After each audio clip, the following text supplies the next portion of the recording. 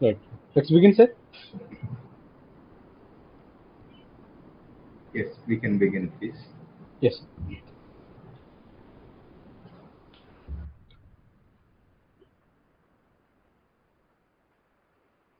I formally welcome all the guests of today's web talk on administrative reforms in India, organized by the Department of Public Policy and Public Administration, Central University of Jammu. And today's speaker is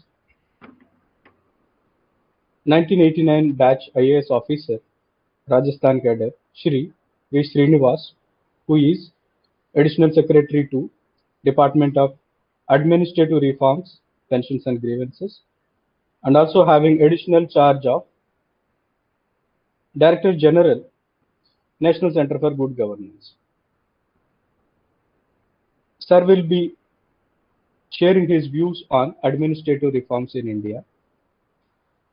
And I also welcome Shri Ashok Banji, former DGP and Chairperson IIPA Regional Chapter Jammu and Kashmir. And I also welcome Honorable Vice Chancellor, Professor Ashok Aima, Central University of Jammu.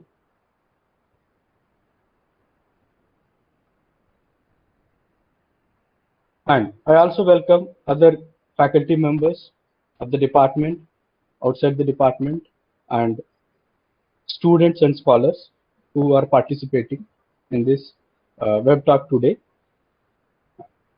Before I hand over the session to Dr. Mohit Sharma for moderating, I would like to make few points that all the participants, please switch off your mic.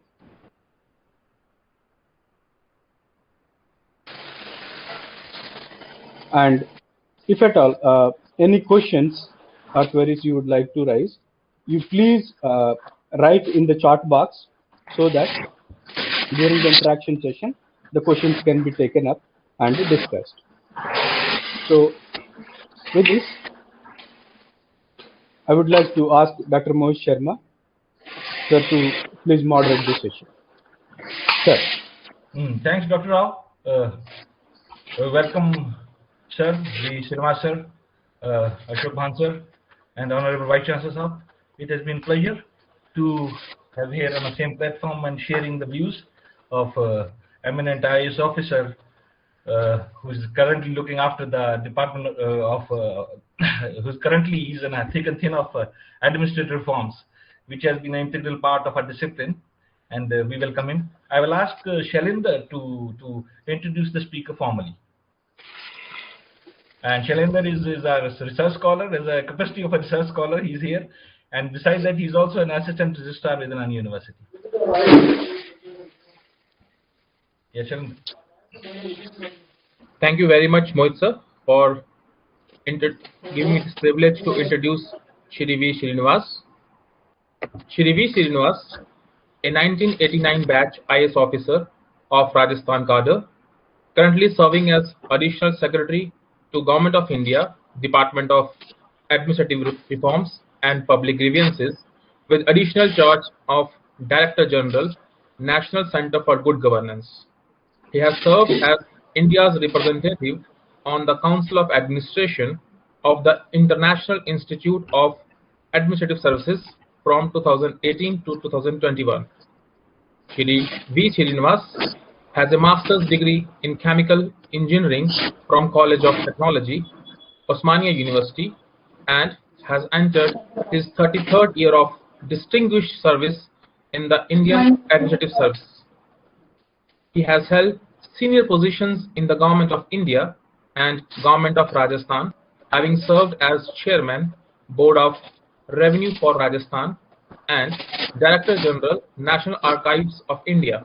He has represented India in International Monetary Fund from 2003 to the year 2006 and International Cotton Advisory Committee from 2010 to 2013. He is a senior administrator, excellent orator, a respected academician, and an institution builder par excellence. He has created an online platform for the interaction of public administrators and academicians of the discipline of public administration by conducting regular webinars through NCGG. He himself moderates all the webinars despite his busy schedule. He is a recipient of Digital India Award 2020 and has published 2 books, 172 papers, and delivered 75 orations. We welcome you, sir. Thank you very much for joining us. I'm now handing over to Dr. Mohit again. Thanks, Shailendra. I'll ask let's begin the formally begin the address. I'll ask the speaker, Srinivas, sir, to begin the talk. Sir, the stage is to you, sir. A very good afternoon to all the distinguished participants, Vice Chancellor Professor Ashok Kaimaji, Chairperson IIPA Jammu, Shri Ashok Bhanji, my good friend Dr. Durga Rao, Shri Mohit Sharma, members of the faculty from the Department of Public Policy and Public Administration. It's indeed a great privilege for me to be part of this lecture. Over the last 2 years, I've had the opportunity to visit Jammu, Srinagar and Ladakh no less than 10 times. And in each of these visits, I've had the privilege of interacting with a number of officers from the Jammu Kashmir cadre of the Indian Administrative Service, the Jammu Kashmir Administrative Service, and I've richly benefited from the interactions. We've tried to take forward the collaboration and conduct a number of seminars and workshops as represented through the replication of good governance practices that was held in Srinagar in July 2021, and we did have a major conference in November 2019 on the subject. We also had the Ek Bharat Shresth Bharat conference at Jammu in December 2019, and recently we conducted a capacity building workshop in Leh earlier this week, and also a mid-career training program for the Jammu Kashmir Administrative Service officers, for 30 officers of the 1999 batch, which I was told was the first time in the last, since the inception of the service. So my interaction with Jammu Kashmir has been quite sustained, and also it has been highly constructive and resulting in significant institution building. So I'm deeply privileged to speak at the Jammu University today with many happy memories of serving with officers from GMT. So I have a presentation for you today, which I'll request Dr. Durga Rao to kindly share, and I'll quickly take you through the presentation. We can have a question-answer session thereafter. Yes, sir.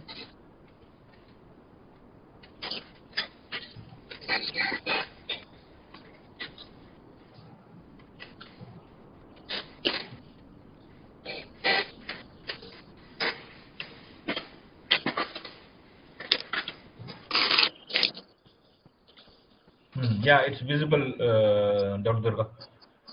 Yes, sir. Okay. The subject of today's discussion is administrative reforms in India. Next slide, please.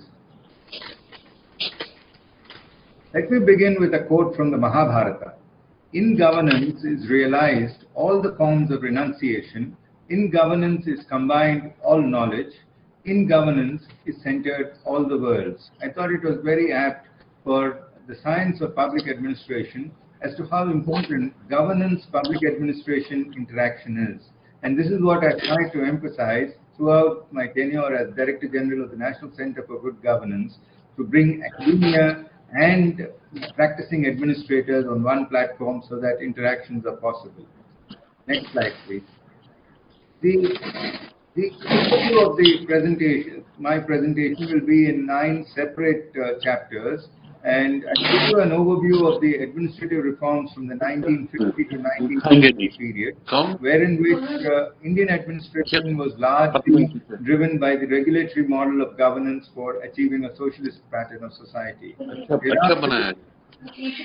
Thereafter, the administrative reforms in the 1950s post-liberalization period, then the reforms in the 2000 to 2014 period, that is the early years of the 21st century, and then the massive scaling up that has been witnessed in the periods 2014 to 21. I'd also like to highlight the importance of leadership, whole of government approach in terms of digitalization of government, the impact Digital India has had. How do you increase efficiency in governance has been a big challenge, and put it in the context of my own 33 years in the civil service, and identify the roadmap forward in the concluding slides. So let me take you to the first part of the presentation, administrative reforms in the period 1950 to 1990. The principal areas of administrative reforms are that the public administration of the country should be accountable, it should provide citizen-friendly administration, and also timely grievance redressal. This is what people expect from governance, that government should be citizen-friendly, it should provide grievance redressal, it should also be transparent, and it must be honest. That is what people expect. And they would expect a result-oriented government which will provide services on time. Next slide, please. So in order to achieve these objectives, the Government of India has constituted more than 50 commissions and committees since 1950. And the Department of Administrative Reforms is the custodian of all these reports and recommendations on how do you improve the quality of governance of India. So some of these reports which are important in the 1950 to till date are the Gorwala Committee report was the first one on public administration of 1951. Thereafter, Paul Humphrey Appleby was invited by the Government of India to undertake a report of a survey of governance models of India in 1953. Then Mr. Santanam submitted a report on prevention of corruption in 1964. And of course, we had the voluminous Second Administrative Reforms Commission reports, 15 reports in the period 2005 to 2008, which had more than 1,500 recommendations. Mr. Gorwala happens to be one of the seminal ICS officers India has had, and his report on public administration of 1951 is a very thin report, about 50 pages, but his recommendations still remain valid to this day. And what Gorwala says is that what is not inspected is not done. That was the broad finding that he says. So he laid a lot of emphasis on inspections. He also said that a secretary to a department in government should at least spend half a day to go through the branches of his own ministry. And that would enable faster decision making, reduce delays, and also ensure that officers take decisions at their own level. Next slide, please. Gorwala's report places a lot of emphasis that integrity is one of the cardinal and philosophical premises of good administration. And this is something that remains valid to this day. When you see the Indian administrative service today, how does it differ from the officers of the challenges that were faced in the 20th century?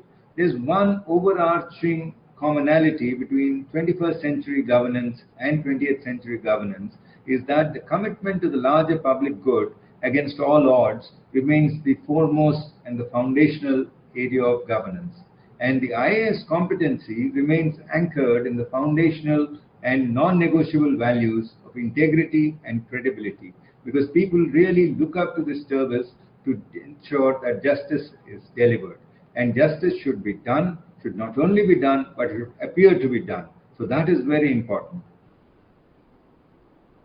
Gorwala further writes on decision making in government. He says that there is a lot of centralization in government, and he gives this specific reference of how decentralization should work, and secretaries should not interfere with work of undersecretaries or deputy secretaries and leave it as a matter of discretion for them.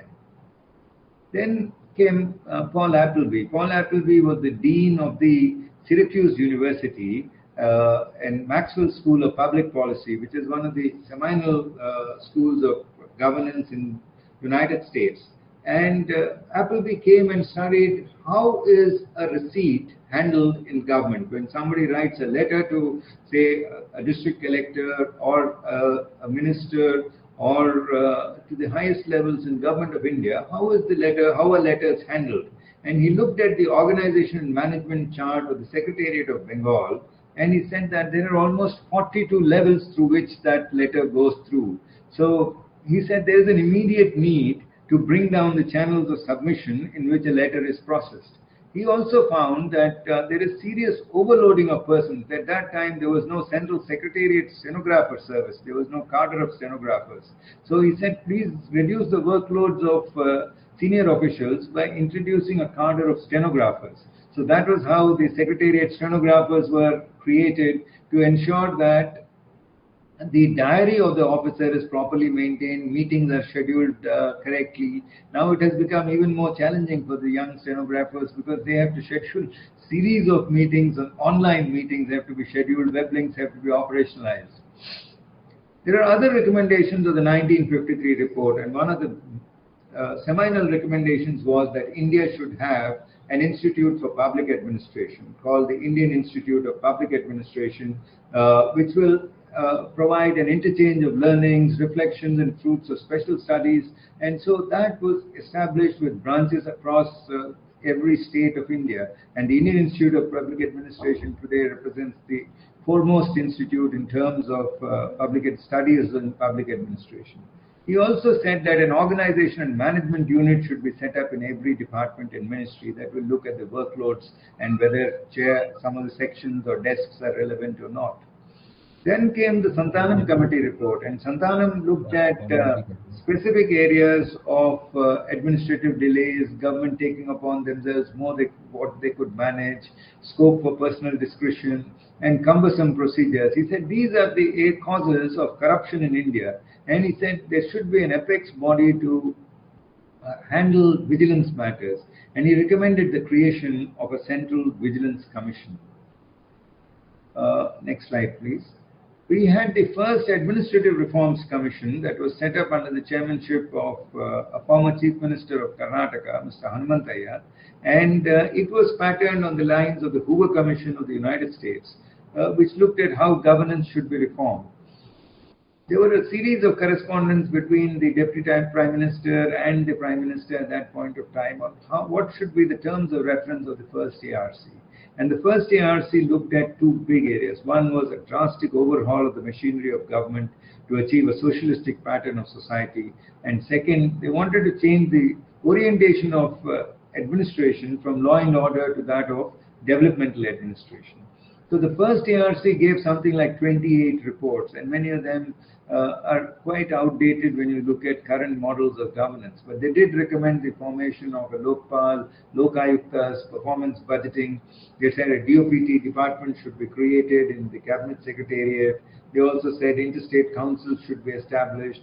And they said government officials should be motivated. We should have a motivated and energetic climate in government. Next, please. Then we had the civil services examination. On examination reforms, a lot of committees were set up. I gave my examination under the Kothari Committee's recommendations, and we had a preliminary examination with 2 papers, a main examination with 2 optional subjects, and the entry age, the upper age for entry was 26. It was subsequently raised to 28 and currently stands at 30. Also, in terms of the number of objective papers, the higher weightages to general studies and an aptitude test, these have been added over a period of last 40 years now into the civil service examination. Next, please. Then the second part of it, how did the administration of India change post-liberalization? And that was a quantum shift in the manner in which governance was approached. And there was major economic liberalization, and the objective was to unshackle the Indian economy from the cobwebs of unnecessary bureaucratic control. So we had new policies being formulated, a new mineral policy, a telecom policy, the National Highways Act was amended, a disinvestment commission was set up, a board for industrial financial restructuring was set up, and above all, the Panchayati Raj institutions were empowered by constitutional amendments. That represented a seminal change in terms of the district collector Panchayati Raj institutions relationship. Next, please. There are annual conferences of chief secretaries that are held, but the 1997 conference merits attention in that it recommended creation of a grievance redressal machinery, and that was how the foundation of having a CP Gram centralized portal was established. It also recommended formulation of citizen charters by all ministries with public interface. So these were two big recommendations that came out from the Conference of Chief Secretaries that continue to be implemented to this day. The governance reforms in the 21st century from 2000 to 2014 witnessed massive transformation, and we had a number of rights-based governance models coming in. Right to information was enacted, and we have state information commissions and a central information commission that has been set up. Public authorities have been notified in all departments and ministries. We also have right to public service acts in several states. 12 states have it. There are several right to service commissions that have been set up in states. And public grievances have enabled a great interaction between the citizen and government. We also have empowerment of the citizens through the common service centers and the JAM Trinity, wherein which digital governance models started coming into play. Next, please. There was also a lot of emphasis on regulatory agencies. So we had a number of new regulatory agencies that were set up. I do recall my tenure as Private Secretary to Finance Minister when the PFRDA, the Pension Fund Regulatory and Development Authority, was set up. SEBI, the Securities Exchange Board of India, was transformed from a single-member board to a multi-member board. Also, the Insurance Regulatory Development Authority, new members were created. We have now a Competition Commission of India was set up in 2002. Today, it's a multi-member body. Also, there is a Financial Stability and Development Council which coordinates across all the financial regulators. A Telecom Regulatory Authority of India was established to ensure a level playing field between the government agencies and the private sector, and that has played a seminal role in the way India's telecom sector has evolved over a period of time. Next, please. Then we have some more. The National Highway Authority of India was established, the Airport Authority of India, the Director General of Civil Aviation. So a number of regulatory agencies came to the fore as ministries transferred the regulatory responsibilities to the new regulatory bodies. Next, please. Then there were recommendations from the 5th and 6th Pay Commission. As government downsized its activities, the Pay Commission started recommending that we must corporatize activities, downsize government and please corporatize activities. So contractual appointments in selected areas of operations were recommended, and new regulators had to be evolved and enforced. The 6th Pay Commission recommended please diminish layers and reduce layers in the government structure. And they also said that delegation should be with a level of accountability should be ensured, and best possible talent should be promoted. The 2000 to 2014 period also witnessed the commencement of the National E-Governance Plan, and we had a number of mission mode projects being set up. The initial objective was, let us reduce the number of trips to a government office. Waiting time at government offices should be brought down. The Digital Land Records Modernization Program was commenced, and then direct cost savings to citizens were looked at. So we had railway tickets, air tickets, then grievance redressal, all being provided on digital platforms. It was a period when social audits were introduced and community participation in local planning was enhanced. And to increase accountability and transparency, local decision making was encouraged through village level developmental plans.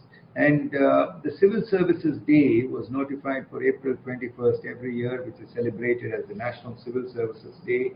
And government prepared study reports on the status of governance as also on social accountability mechanisms. Next, please. The second Administrative Reforms Commission is a seminal work, 15 volumes covering a gamut of governance challenges, and in fact many of them are very, very enjoyable reading, relevant to this day. Right to information, unlocking human capital, what is good governance, ethics in governance, public order, local governance, capacity building, promoting e-governance, citizen-centric administration. They also looked at the organizational structure of the Government of India, how do you strengthen financial systems, state and district administration. And the second ARC said that decision-making flows should be based on credibility, predictability, and transparency. There was a lot of emphasis on putting the citizen first and the shift towards information technology. And they said there is too much horizontal and vertical dispersal in decision-making, and you can integrate some of the ministries who can take holistic views of the subject. And then they said that channels of submission should be re-examined, and rationalization and reorganization of the structures of governance should be looked at. Further, performance monitoring and evaluation systems in ministries was introduced by constitution of ad hoc task forces. Let me come to the current day period, 2014 to 21, and the current maxim of governance is maximum governance, minimum government. And this is realized by a tremendous shift towards strong digital platforms, wherein which the citizens' interface with government has been brought down, and the digital platforms have ensured that the service delivery is at a very high quality and time bound. So it started with, it was perceived that the Bavarian model of governance that India had was rigid, rule-bound, hierarchic, and needed massive revamping. And the quest for a new public service was based on citizen-centric parameters. So we had the state shifted focus from being a low-capacity state to a high-capacity state. And the first thing was that intensive reviews for premature retirements were taken up. So a number of officers who were not found suitable or found facing disciplinary proceedings, corruption charges were phased out, given compulsory retirements. Multi-source feedback for placements at senior appointments were taken up. Zero tolerance for corruption through the operationalization of Lokpal, discontinuation of interviews for Group B and C posts, self-certification for appointments was introduced. The use of IGOT for training platforms was introduced. Now we have a national recruitment agency which will conduct common tests across several areas. When you see the civil services in 2021, how do you see it? You see it that the recruitment is competitive, training norms are stringent, there is constant evaluation on the capacity of civil servants to meet current challenges, and there are open, transparent, and accountable systems of delivery. Next, please. We also have a strong framework to fight corruption, and particularly the Prevention of Corruption Act has been strengthened. The CBC has been placing a lot of emphasis on preventive vigilance. The Controller and Auditor General has strengthened the audits of local government organizations. Next slide, please. There's tremendous focus on preventive vigilance. As I said, orientation visits for all services have been introduced. People's movement through e-pledges, integrity indices for organizations have been introduced. Next slide, please. There's also big changes in financial governance, amalgamation of railways and general budgets. The GST has brought in considerable transparency, and audit of local government bodies have increased and been strengthened to bring in greater transparency. Next, please. The RTI Act has brought in a quantum change in terms of transparency. Not only note sheets are provided, but also the corresponding portion is provided to any of the citizens who are interested in government information. And the citizens, by accessing information, have become a part of the decision-making process. Next, please.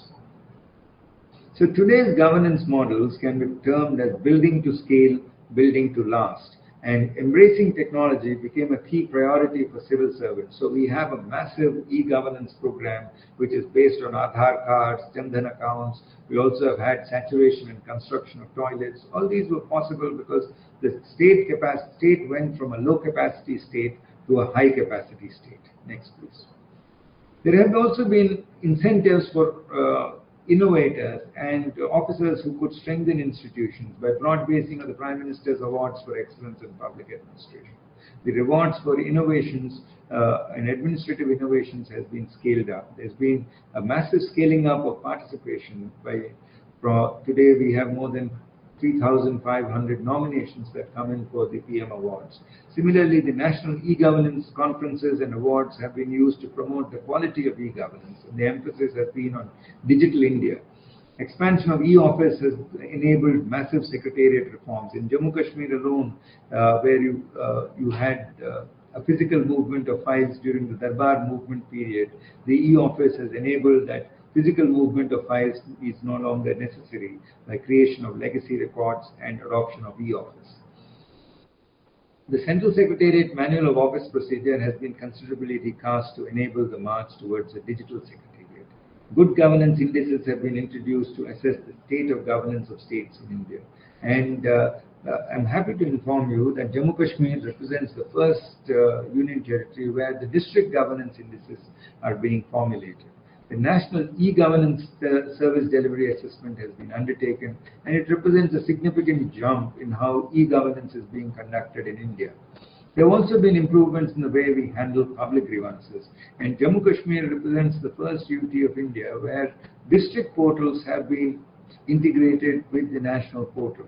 So nearly 20,000 officers at the district level, representing about 60 odd departments, have been integrated and placed on the JK iGrants portal.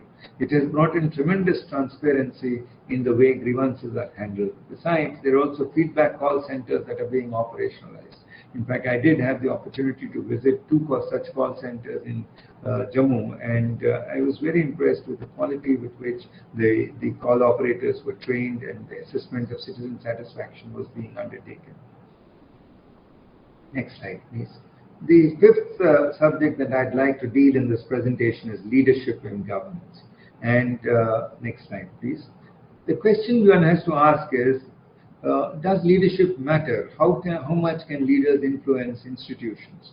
And the answer is yes, leadership matters most, and leaders can make transformational changes. So leaders can bring in higher energy. Next, please.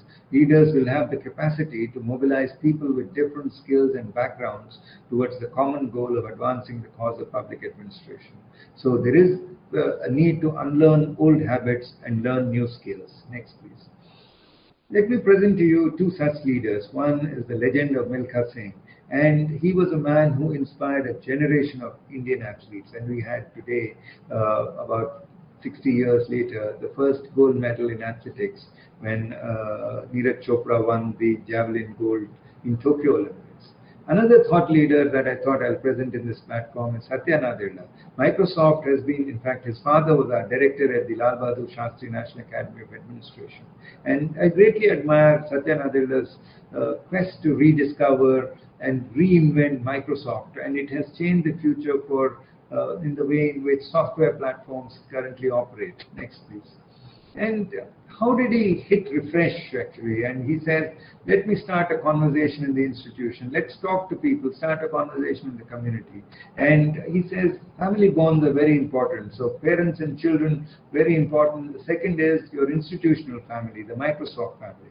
And then you bring in new skills. In his case, he brought in cloud-based business, new consumer product design, online businesses, applied machine learning. He said, bring people together, break silos. People tend to work in silos. Next slide, please. So leadership is based on individual character. So I would advise all the young colleagues in this, develop deep and strong family bonds, learn to work in teams, and that is what will make a change. And national character of India has constitutional values which are deeply rooted in high moral tones, and they have a universal dimension. And you try and care for the needs of workers. Dedication to the well-being of the team is very important. So the next slide, please. The focus on the individual is very important, and I would like to highlight in the later part of the presentation a patient's journey in a hospital. I had the opportunity to serve at the All India Institute of Medical Sciences, and I tried my best to simplify a patient's journey in a hospital. As Chairman Board of Revenue, I experienced how complex it was, a litigant's journey in revenue courts, and a citizen's journey for timely grievance redressal. So each of these experiences of reaching out to people to touch lives has been very enabling, and the focus on the individual represents a very core aspect of good governance. Next, please. Further, it's important to point out that leadership is a marathon. I would advise you to pursue a national cause. There's simply no shortcuts to success. Nothing comes easy in life, and hours of hard work are required if we are to sustain India's democracy and meritocracy. Next, please. This is a quote from the founder of Infosys, and I'll share it with you here. And he says that performance leads to recognition. Recognition brings respect, and respect enhances power. And this is quite apt, that it is only through hard work do you gain respect. And a good leader operates with simple business rules which are easy to understand, easy to practice, and easy to communicate. Next, please. Further, innovation is also very important. You have to be open to new ideas, meritocracy, transparency, fairness, and learn simple rules. You stay disciplined, you work regular hours, and relax every day. That is very important. Next, please. I'd also like to touch upon ethics and governance. And it is a sound value system that differentiates long-term players from others. And you have to have ethical governance to actually go forward and be a long-term player. Administrative ethics is something that has always appealed to me, and I've spoken on this subject a number of times to young IAS probationers, several mid-career officers, and also international civil servants, and said that ethical leadership brings enhanced productivity, and it also should be used to leverage technology. And government must demonstrate empathy for all its constituents and work towards creating a knowledge-based economy. Next, please. So work ethics are very important. Humility and decency are very important, and they enhance dignity and grace. And ethics are a form of self-accountability. And self-accountability and public accountability are largely interrelated. Next, please. Let me also brief you on the whole of government approach. This is what Digital India is all about. A whole of government approach which brings in new digital models of governance for improving service delivery. Next, please. The whole of government approach is a move away from silos in public administration to digital platforms. So you transform the way government works for the people. It is more personalized and accessible services are being met by adopting e-governance. Next, please.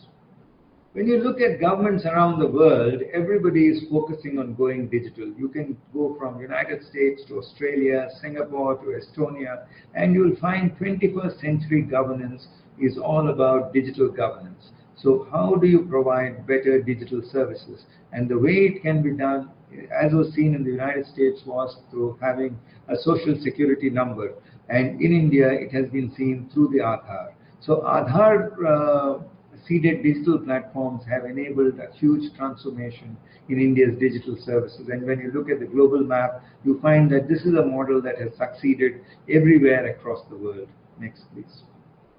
Let me present to you Digital India. Next, please. Digital India is a campaign to transform India into a digitally empowered society. So high-speed digital highways are being built, government is open, and governance is transparent. So that is what Digital India has brought in.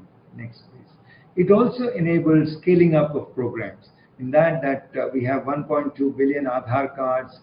The e-transactions on e-Tal are more than 100 billion. Huge number of common service centers are operated. Number of government services in Umang runs into 1150. The Jan Dhan bank accounts exceed 31 million.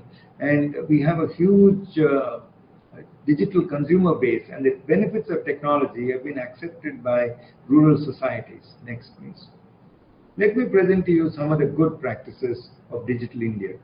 So, as I said, the technology footprint in welfare state programs is visible after the launch of Digital India in 2015. So Pradhan Mantri Jan Dhan Yojana, direct benefits transfer, unified payments interface, goods and service tax network, then you have the DIL RMP, then One Nation, One Ration Card, labor payments under NREGA. The next slide, please. The biggest impact is direct benefits transfer. And direct benefit transfer has ensured Aadhaar-enabled payment systems. It also eliminated deduplication of beneficiaries. And there is electronic transfer of funds, which brings in tremendous amount of transparency. There's also data security, data privacy, and monthly reporting formats have been developed. Next, please. DBT is operating in two ways. One is there's a cash transfer and there are kind transfers. So the administration of food subsidies and fertilizer subsidies has been a very complex exercise. So the cash transfers deal with scholarships and fellowships. Let me turn to the food and fertilizer subsidies, which have been very challenging. Next, please. Direct benefits transfer in fertilizers. India spends some of the vast amount of its resources on fertilizer subsidies. But the fertilizer subsidy has been streamlined after operationalization of the DBT, because subsidy is paid on the basis of actual sales which are captured on a POS device. And a pan-India rollout has been conducted, and there is constant evaluation. So for the subsidy that is administered to the manufacturer is based on actual sales. So that is a quantum change. Next, please. The other big impact program is One Nation, One Ration Card. And it has 6 crore beneficiaries, 1.5 crore portability in transactions, and a citizen can draw his rations anywhere across India, 26 states, and his family members can also access the full entitlements. Authentication is based on Aadhaar biometrics. Next, please. In fact, many of you would recall how complex the process of getting a passport was. Standing in long lines, police verification took time, applications you had to go and deposit it at very few passport kendras. Today we can deposit a passport at collection forms at 488 parliament constituencies, over 190 missions. In fact, when you go to the Passport Seva Kendra, it's completed in a single visit. It's totally paperless, cashless, and it is a very, very streamlined digital workflow that has been created. The police verification has been simplified, and passport is offered at the doorsteps. And this, no wonder, has more than 2 crore online hits a day. Next, please. Another best practice that I would like to present on this platform is GEM. And GEM has transformed the way procurement is undertaken in India. Procurement of goods and services is taken on a digital platform with no direct interaction between the buyer and seller. Next, please. Other innovations in governance, the India Post Payment Bank, which implements the financial inclusion, wherein which the postman virtually serves as the banking correspondent and provides banking services through postman. In fact, the current adage is that banking without banks has become a reality after India Post has been operational. Digital land has made a transformational change. Umang, I've already presented. Next, please. When you go to a government office, the first image that hits you is files. And you have hundreds and thousands of files. Now, today when you visit a government office, you do not see files. Particularly in the Central Secretariat, the e-office has transformed the manner in which a Central Secretariat works. Next, please. Further, the pandemic has necessitated that we redefine our government models. So let's contact governance, officers working in masks and gloves, lawn, work from home models have been created. Next, please. So the digital decision making in the Central Secretariat necessitated virtual offices. It also necessitated web room meetings and new protocols, and virtual private networks had to be created, and network security became an important criteria. Next, please. The implementation experience has been that in over 75 ministries, the office has been established, and the number of e-files has gone to 25 lakhs. Today, when you see the number of physical files, it's less than 8 lakhs. So only a third of the Central Secretariat currently operates on the physical file system. So it's a quantum change, and functional web rooms have become a reality. So this project was awarded the Digital India Award 2020 for the sheer impact that it has had. Next, please. I was closely associated with formulating India's first National E-Services Delivery Assessment.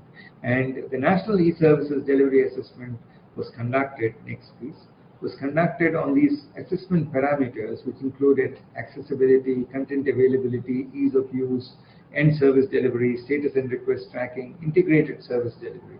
So how strong were India's portals on the national parameters? And what we found, next slide please, in terms of creating digitally empowered citizens, Kerala featured very high. And Kerala's integrated service portals ranked very high in terms of the number of services they were offering. Next, please.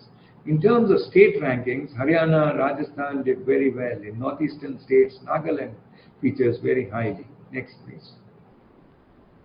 In terms of the central ministries, the finance ministry's tax payments portals feature very strongly. Also, the HRD ministry's Swayam portal features strongly, and health and family welfare has a very strong portal now. They also administer the Arogya Setu app and the CoWIN portal. Next, please. The other big change is how do you increase decision making, efficiency in decision making. This is a subject that has bothered and discussed in the Central Secretariat for several decades. The current pattern is that restructuring and rationalization, that is delayering, is very important. Operationalize e-office across the Central Secretariat, modern versions to be brought in. You digitalize the central registration units and reduce the physical dark. You operationalize the desk officer system. Let me take you through my civil service journey, and it's been now, I joined service in '89, and it's almost 33 years in government. And the civil services examination today remains one of the most competitive examinations in the world, and it represents an aspirational goal for millions of Indians. One reason is that the Indian Administrative Service offers an official exposure to rural India and urban India like no other service does. Next, please.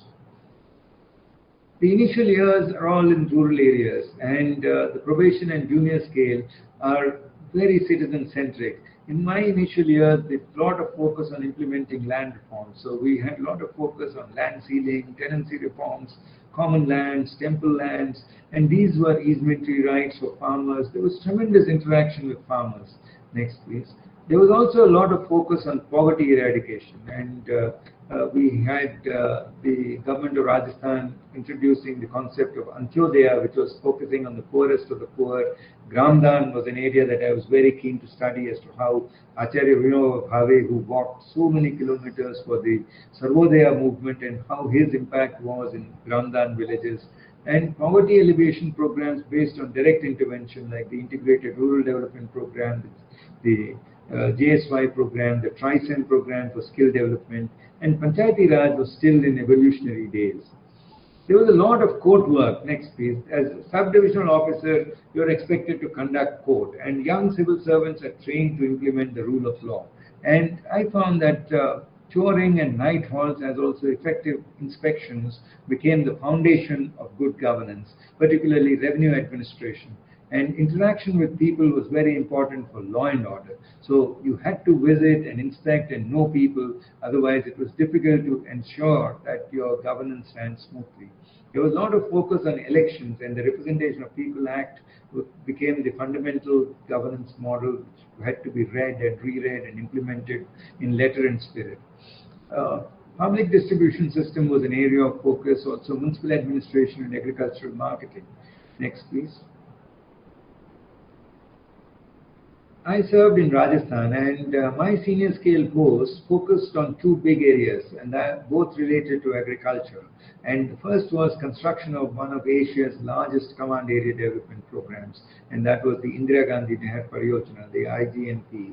And government saw irrigation as a growth engine, and development of the IGNP command, particularly with the enhancement of Rajasthan's command areas by using Ravi Bias water sharing agreements. There was also a need to the early stages of how do you fight corruption and stand up for honesty in government. That was the first learning steps can be seen in large engineering projects. Next, please. The CAD program, I also had the opportunity to implement the World Food Program, and the WFP was awarded the Nobel Prize for its work in 2019. And there was also a lot of focus on agriculture research, agriculture extension, afforestation, because the Thar Desert had to be irrigated. Next, please. The next postings deal with the head of department, and largely I was dealing with rural transformation as Director of Watershed Development, and rain-fed agriculture, next please, was seen as a major growth sector. And it was that decade wherein which there was a lot of focus on irrigation and agriculture and rain-fed agriculture. And how do you bring a second crop to a rain-fed area so that migration can be brought down by construction of check dams, drainage line treatment, create more jobs, and create good, sustainable animal husbandry practices. So these became the foundations when we start looking at how do you double farmers' income. Next, please.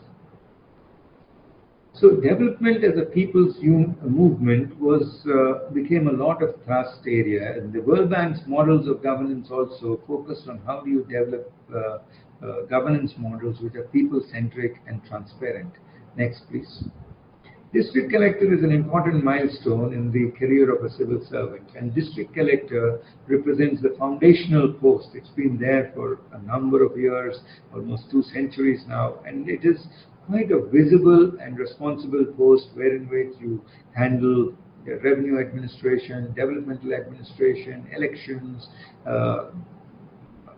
famine implement disaster management practices like famine code, and also employment generation. So these are big challenges, and I witnessed how the massive transformation in the electoral process with the introduction of photo identity cards, and EPICs became in terms of voter identification, became much ensured that elections were conducted in a free and fair manner. Next, please. An officer also spends a number of years in the Secretariat, both at the state and central level. Next, please. I had the opportunity to serve in Finance Department, Planning Department, Health Department, and I did see expenditure reforms, initial tax reforms, from sales tax to VAT, and now currently from VAT to GST. Then rationalizing plan expenditures, and initial years dealing with the Planning Commission, now with the NITI Aayog. Also the National Rural Health Mission, currently called the National Health Mission. How do you improve health infrastructure? When you come to the Central Secretariat, we work on a number of issues on the union list, and I did serve on several issues on the union list. Petroleum sector was one big area where administered price mechanism was being dismantled, and to price deregulation. I did serve in the Ministry of External Affairs as Private Secretary to External Affairs Minister, looking at diplomacy, and it was a unique feature of governance. Then Ministry of Finance, and that was the initial years when regulatory governance models were being put in place. Next, please. Then my second stint as Joint Secretary, I did have the opportunity to see how do you boost exports in the country, and I had served as Joint Secretary Textile Exports, and I also looked at cotton distribution, and I was familiarized with how important cotton was as a crop was in the national context. Then Ministry of Culture, people-to-people relations. In fact, when you look at the gamut of governance, I could see governance from people-to-people side, relations side, then diplomatic relations, as also trade relations. So and now today I represent India on the International Institute of Administrative Sciences, and I have the opportunity to see civil servants across the globe, and we see how strong India's governance models are. Next, please. I did point out that technology platforms represent a great focus area for today's governance. Next, please. Outside the Secretariat, the government is led by attached, subordinate, and autonomous institutions. And you have such organizations both at state and central level, and these are really very strong institutions. One of the great institutions of Rajasthan is the Board of Revenue for Rajasthan. It was initially created as a board for central provinces and Rajasthan, aimed at improving justice delivery systems in revenue administration. I did head the National Archives of India, and the importance of historical records is very important. We need to preserve our history to understand how people governed India over a period of time, how our government models have been strengthened. Next, please. The All India Institute of Medical Sciences exposed me to highly driven and committed medical professionals, and it was an institution of national importance on global standards. And today I head the National Center for Good Governance. We disseminate India's good governance models and also ensure capacity building of nearly 2,500 international civil servants in a year. Next, please. I did serve on the IMF, and I recognized how important India was on global platforms. And even on an institution which was American-led, an institution of highest credibility, India was considered as a poster boy, and our leadership and professional inputs were well recognized, and the partnership between the International Monetary Fund and India have been one of great mutual benefit. So let me come to the last part of my presentation to conclude, and the few slides on this. Let me say that leadership is all about the courage to dream big, and The courage to dream big has to be backed by a courage of conviction, the courage to go against naysayers. Every time you try and digitalize an organization, there will be tremendous resistance not to do so, because people will say that you have internet rich and internet poor, and you must have the courage to lead from the front. And it also requires huge amount of sacrifices in terms of your work hours and the commitment to the institution. And it's all about making a difference to the people around you. Create an obsession to win, and it's the fuel that drives the engine of success. And internet is a great phenomenon. It has brought in the anytime, anywhere government paradigm. This is something that applies to each one of us. Every evening we come home exhausted mentally and physically. But a successful corporation or the government is one that ensures that we go back enthusiastic and energetic the next morning. And leadership is all about making people say, I'll walk on the water for you. It's about creating a worthy and a lofty dream and helping people to achieve it. So the agenda of 2022 is massive scaling up of capacity in the states. And that is the reason why we have a capacity building commission that has been established that's looking at training programs across India and where strengthening is required. And the way forward, as I can see it, next slide please, is we adopt an integrated service delivery with focus on India enterprise architecture. E-literacy is very important. Create an inclusive digital ecosystem and also embrace new technologies which are of global standards. Next, please. So when I look at New India 2022, this is how the picture looks. BharatNet, eTAL, eSign, DigiLocker, MyGov, all these are going to be in play. Next slide, please. So as I did point out, the whole of government is the approach currently being adopted, and creating a one-stop portal is a great step forward. The portal per se does not guarantee an improved outcome, but it needs to be backed by process re-engineering, connecting all e-governance systems. And there exist substantial benefits, as we have seen in various programs, be it in Passport Seva Kendras, One Nation, One Ration Card, direct benefit transfers, food and fertilizer subsidies. Massive changes are visible from a whole of government approach. Next, please. This is the last slide I have for you, and the objective is to ensure that development becomes a people's movement, and successful implementation of flagship programs is important, and we need to bring together innovation, technology, enterprise, and efficient management. Clean and fair public administration remains foundational, and the new institutions will have a great bearing on shaping the future of India are the Lokpal, the GST Council, and the NITI Aayog.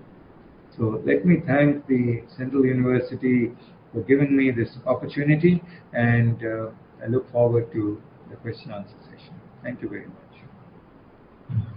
Thank you, sir. Thank you, sir. It was wonderful, sir. Wonderful, wonderful prepared PPT, and then eloquently, elaborately explained to us entire timeline series.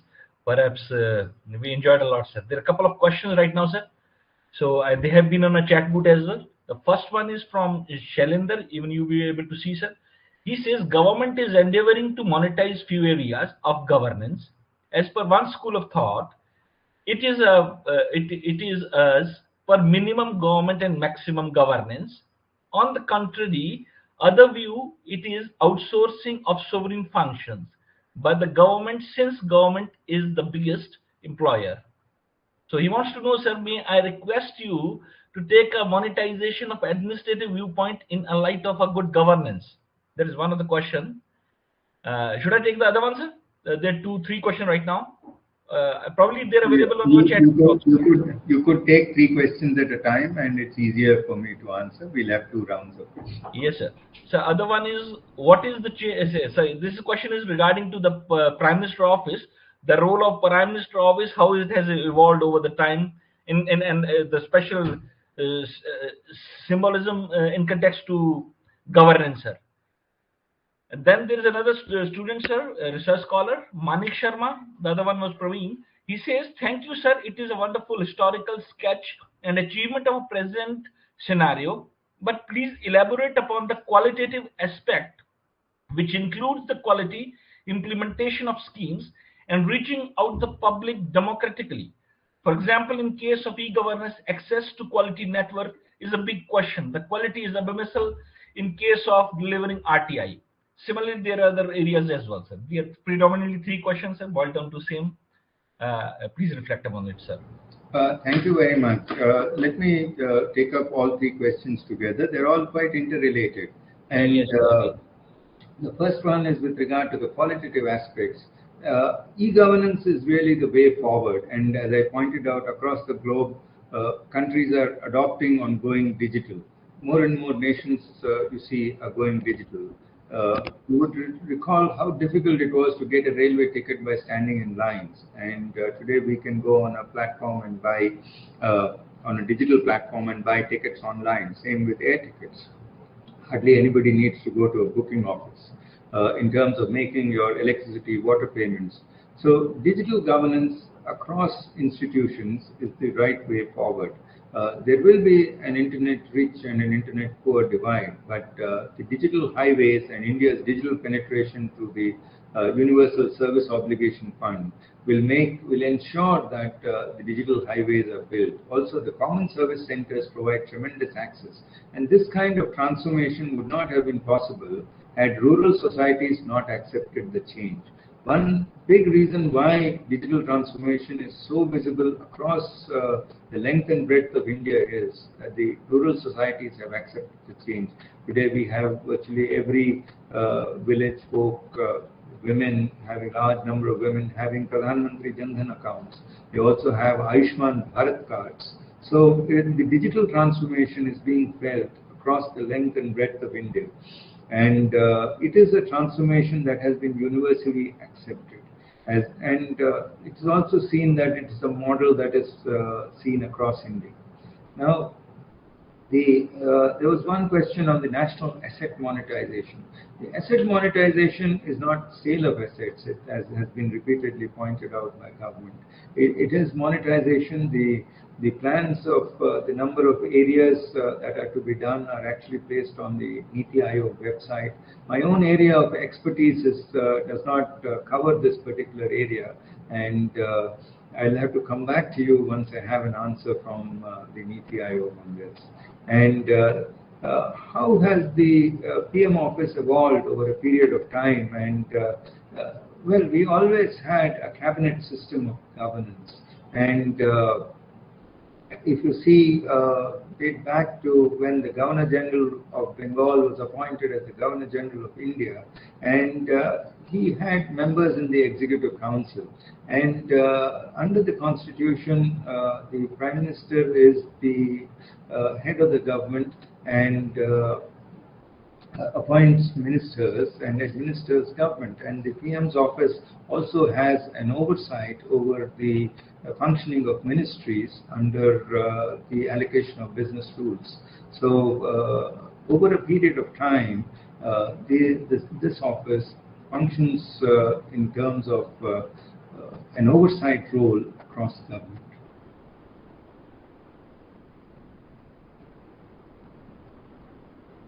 Yes, sir. Probably that's it, sir. That's the question right now. I have asked people to write down if they are keen to ask. Sir, I have one query, sir. You were talking about RTI, sir. So meanwhile, we have been doing certain research projects on RTI, and the junior bureaucracy is like very bugged about with RTI. And recently there has been certain kind of apparently diluted thing has been diluted. So, like, what's your take on RTI as a mechanism of governance, sir?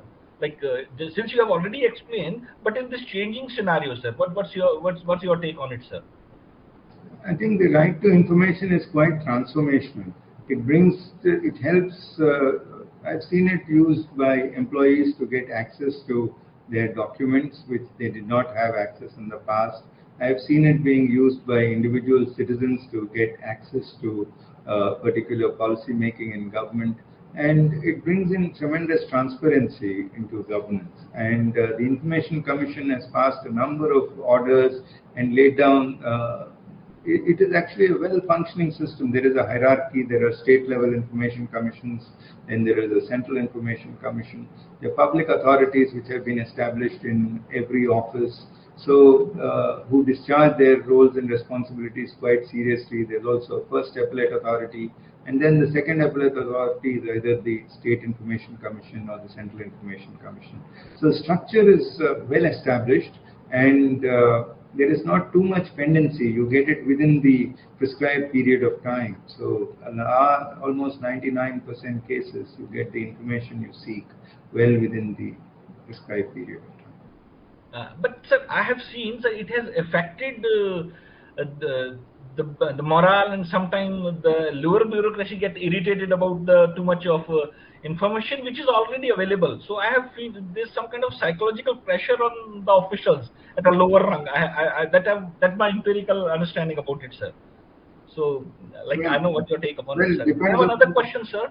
This is our former student, Paul John Philip. Is from Kerala, and he's right now in Rajasthan Central University, sir. He's pursuing his PhD over there, sir. Sir, he's asking you, sir, about digital transformation in universally accepted, but why is that despite regulatory mechanism and digitalization a moral hazard, and frauds are reported in the scheme like Pradhan Mantri Jan Dhan Yojana, I think PJMAY he's talking about, sir. What could be done for fostering the inclusive digital ecosystem, sir? I did point out that there are several steps that are needed for creating an inclusive digital system. The first one is in terms of digital literacy. The second one is in terms of implementing the India enterprise architecture, creation of digital highways, improving the, as you had rightly pointed out, the infrastructure. So these are areas which are being taken forward, and I did point out the massive impact digital governance has had in terms of the Jammu Kashmir government itself, wherein which adoption of e-office has enabled creation of a digital state secretariat. Right, sir. Thank you, sir. Since we were running short of time, sir, we have our Vice Chancellor, sir, Professor Ashok Kema, for a presidential remark, sir. Sir. Sir, can you switch on your mic, sir? Mic is off, sir. Good afternoon, Mr. Srinivasan. It was a wonderful. I've been traveling. I'm still on the national highway, but I was trying to listen to the most of the points which you raised in your presentation. It is a wonderful, refreshing argument about the governance in the country. But I believe that any governance structure has to be contextualized in a spatio-temporal ecosystem, because as I've seen that it's the governance must have a purpose to deliver at the grassroots level within the structure and the system within which you are placed, and then the delivery, what's done. Eventually, governance means empowerment. That, to my understanding, empowerment and accountability. As you rightly said earlier, that the Panchayati Raj system was introduced way back in J&K, was possibly the first institution to introduce Panchayati Raj system. But it remained on the papers because the devolution of powers never occurred. It's only in the recent times we had a DDC elections and the others which have strengthened the grassroots level institutions to operate with the kind of empowerment which they need to have done. That's something which I think we need to look at when we talk about the governance. To my mind, is unless it doesn't empower the society, and empowerment means empowerment to deliver and to contribute to the nation building. राष्ट्र के निर्माण और पुनर्निर्माण में जब तक जन सहयोग ना हो, वो किसी भी सरकार का कोई भी, no government can create a wonderland unless the people do not participate in the system of nation building. And I think the present efforts in the recent times have shown, as you rightly said, direct benefit transfer and the other such massive structural transformation which have occurred has to be viewed against the kind of a power nexus which after the 60s with business, bureaucracy and the politicians had held a sway till 1990s, as you rightly said. But I think these are better times, and we need to strengthen the grassroots level. Mr. Srinivasan, you would remember that I have met you a number of times.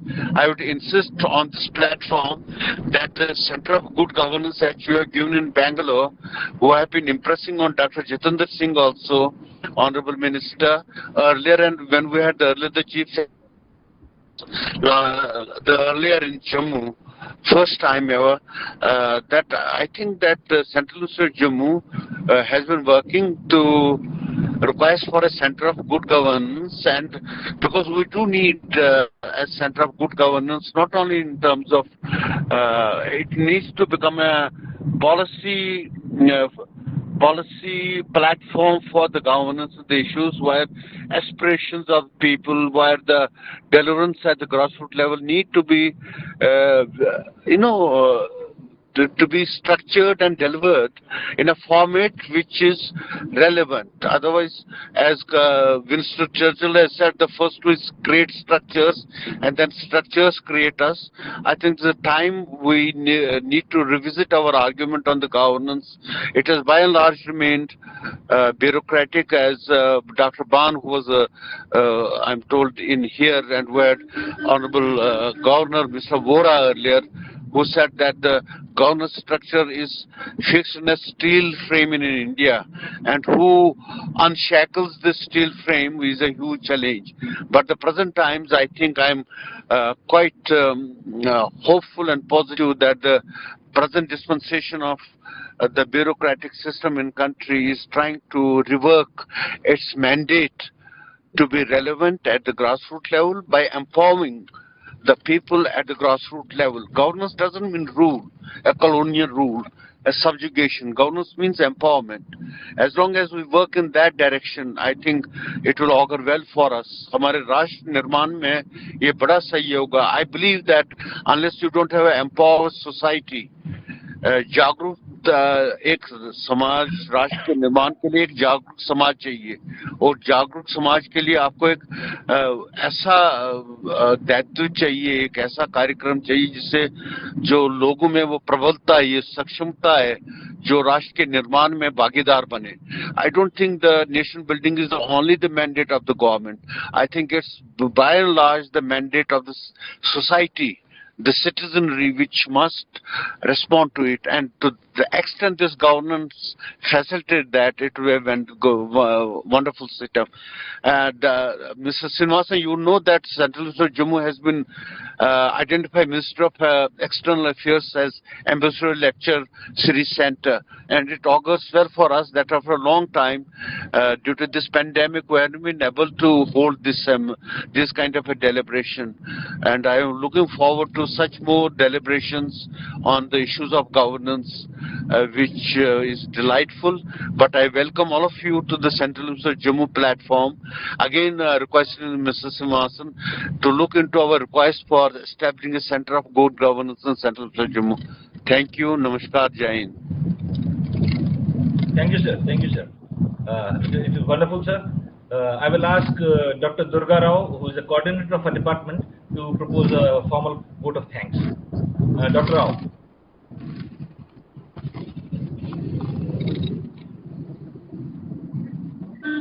There is someone who is raising a hand. Can we take that, sir? I know Srinivas sir is supposed to go 5:20. He told me.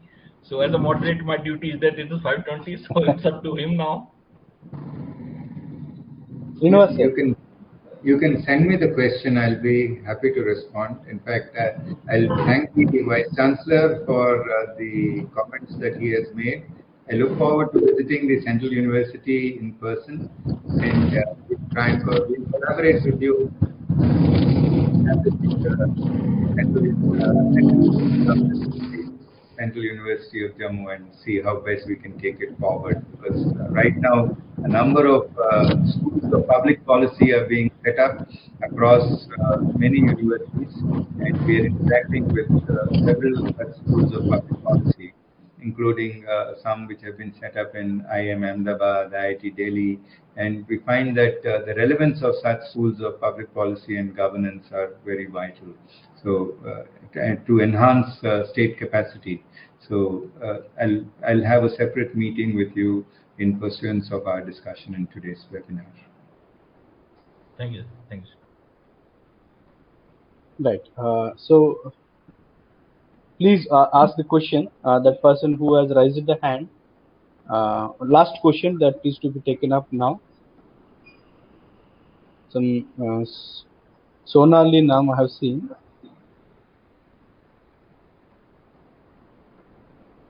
Please quickly.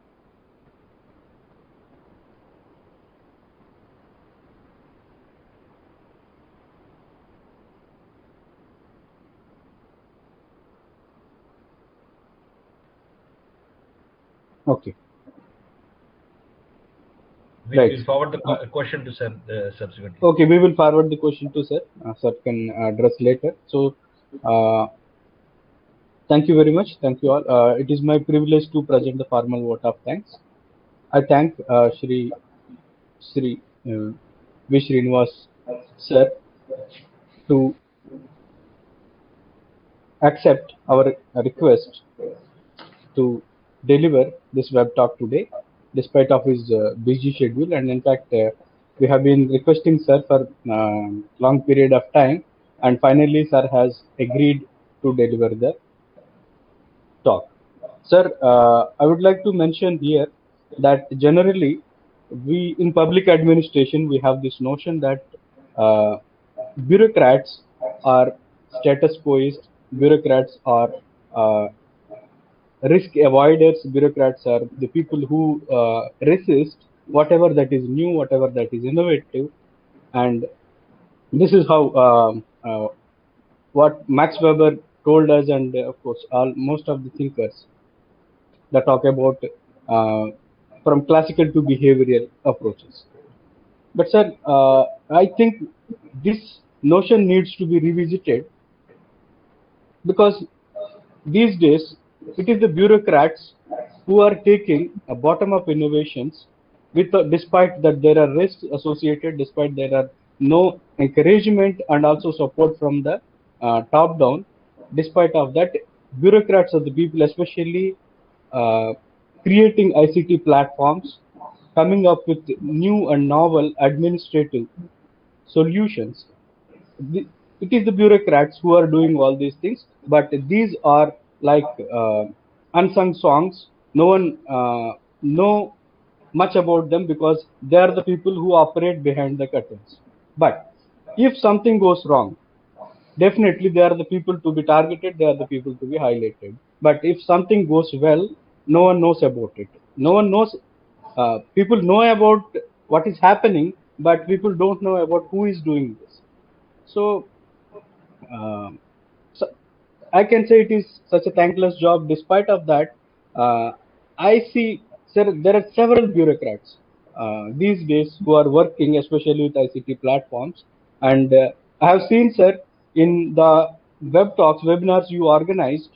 I'm a regular participant of all the webinars, and bureaucrats come and with so much passion, they present their ICT initiatives as a bureaucrat at one or the other level. The kind of initiatives, kind of innovations they brought in their organizations and change and the happiness that they brought in the lives of the people. With so much passion they share, and we come to know about such kind of initiatives. And of course, it is time, I think, to revisit that argument. I think you can redesignate the word bureaucrat by saying public servant. Yes, sir. That's Yes, better sir. word. Yes, sir. Of course, sir. Definitely, sir. So I think that criticism towards the Weberian bureaucracy needs to be revisited now with the changing times, of course. So thank you very much, sir.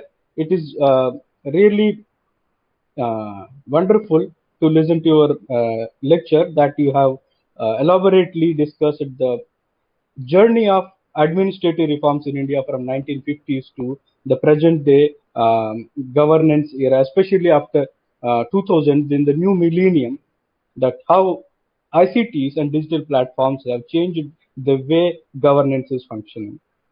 So thank you very much, sir. And I also thank Ashok Bhan, sir, for giving his valuable time and be part of this web talk. Sir, we thank you. We look forward to have you present in many more web talks like this, sir. Thank you very much. And Perhaps sir will be our next guest probably if he is available. definitely, sir. Definitely, we will be coming to you, sir. You will have to spare some time for us, and we will have another web talk with you. And I thank our Honorable Vice Chancellor, Professor Ashok Aima, who had and who has all the time special attachment with this Department of Public Policy and Public Administration. In fact, I feel that Sir knows more about public policy and public administration rather than us, the faculty members. Such is the understanding and uh, understanding and his towards the subject. I thank you, sir. Despite of your travel, you have agreed to participate and you have added to the Srinivas sir's lecture. Thank you very much, sir.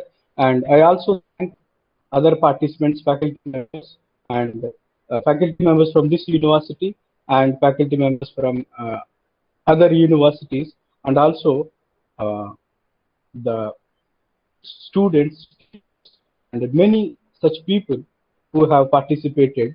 And due to lack of time, we are unable to encourage others also to ask questions. And maybe you can post questions if you have any, so that we will bring them to the notice of Srinivas sir and get them addressed. Thank you very much. Thank you one and all. I compliment the department and the faculty for having organized today's webinar, and I expect them to do it more regularly on such a vital subject of governance. And I wish them well, and they have been doing a wonderful job. Compliments to all of you. Thank you, sir. Thank you, sir. Thank you, sir. Thank you very much. Thank you. Thank you, sir. Thank you, Srinivas, sir. Thank you, Professor Ayman. Thank you very much. Thank you. Thank you. Bye-bye. Bye-bye, sir. Bye.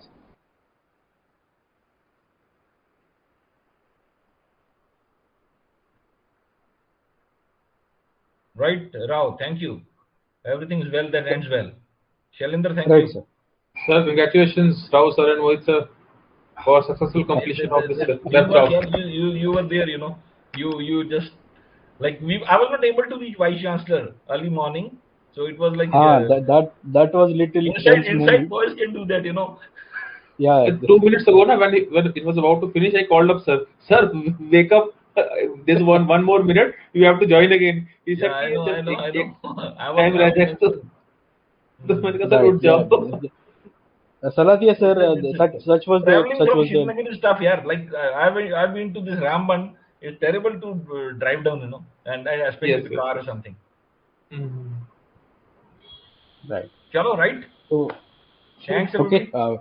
Right, Thanks sir. everyone. Right. Okay. Sunil was there, eh? Thank you, sir. Right. Why people are not asking any questions? They're very silent.